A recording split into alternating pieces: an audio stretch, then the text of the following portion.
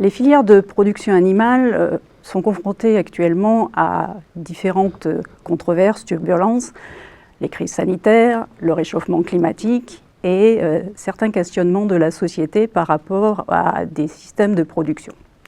Sur le bien-être animal particulièrement, sujet délicat, sensible, clivant, y compris même au sein de la profession, les acteurs de l'élevage se doivent de travailler sur des outils pour se former, sensibiliser et surtout communiquer sur leur façon de faire. Le bien-être animal est un concept difficile à expliquer. L'ANSES, l'Agence nationale de sécurité alimentaire, en 2018, l'a défini au travers de 5 libertés fondamentales que vous voyez schématisées sur cette diapo et qui se résument sur 3 points fondamentaux à regarder en matière de bien-être animal: le bien-être physique, le bien-être mental et l'expression de comportements propres à l'espèce. Au travers d'un projet BICOSE, bien-être du concept au service en élevage, financé par du CASDAR, les chambres d'agriculture ont travaillé sur l'élaboration de 2 outils de communication, de formation, d'échange sur le bien-être animal. Le premier est un outil qui se compose de 6 clips de scénettes réalisés par des agriculteurs, mais aussi comédiens à leur heure, ce qui rend les scénettes crédibles et authentiques. Et l'autre outil, c'est un jeu de photos, une vingtaine de photos, avec une explication de ce qui est montré sur la photo pour permettre des échanges ou des formations via du photolangage. Je vous propose donc un aperçu en images des scénettes de théâtre.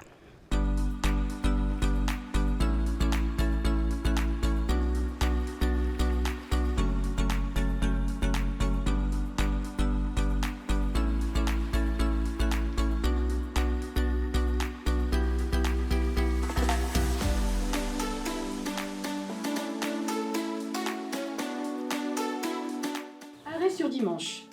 Comme on le voit, Jean-François a communiqué une image violente, donné aucun argument, et pire, il a renforcé Judith et Michael dans leurs convictions. Maintenant, imaginons que Pierre ait fait 2 heures de yoga, 3 heures de méditation, et pris une grande inspiration avant ce fameux repas du dimanche. Plus sérieusement, imaginons qu'il ait gardé son calme et donné des explications, et retournons voir le résultat dans la voiture de Judith et Michael.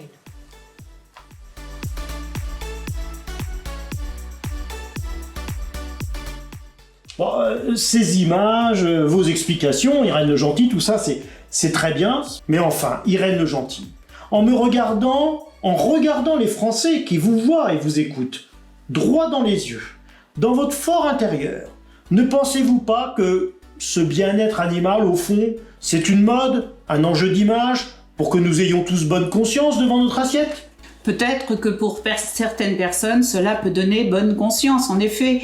Mais pour des éleveurs qui s'emparent du sujet, et ils sont nombreux, cela permet des progrès notables en qualité de travail et en productivité.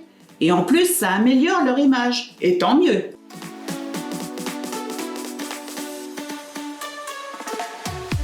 Mais puisque vous avez l'air bien informé, connaissez-vous le principe du One Welfare ? Oula! Si tu te mets à parler anglais, je retourne dans mon Paris-Brest, moi. Non, c'est quoi? C'est un concept qui date de 2016, selon lequel le bien-être de l'animal et celui de l'homme sont liés. Donc, finalement, il n'y a qu'un seul bien-être. Un seul bien-être? Comment ça? Eh bien, si un animal est maltraité, on constate souvent que c'est parce que la personne qui s'en occupe est elle aussi en souffrance.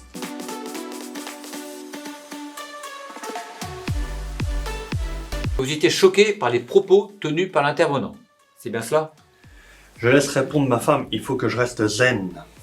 Là, je sais bien, le monde devient complètement fou.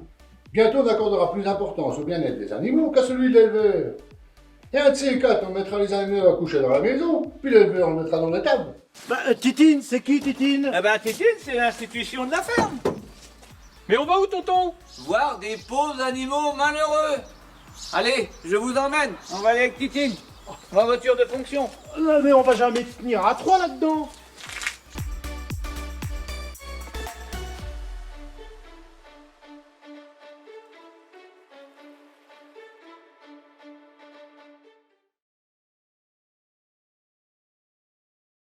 Si vous souhaitez en savoir plus sur le sujet du bien-être animal, n'hésitez pas à contacter le conseiller le plus proche de chez vous du service élevage des chambres d'agriculture de Normandie.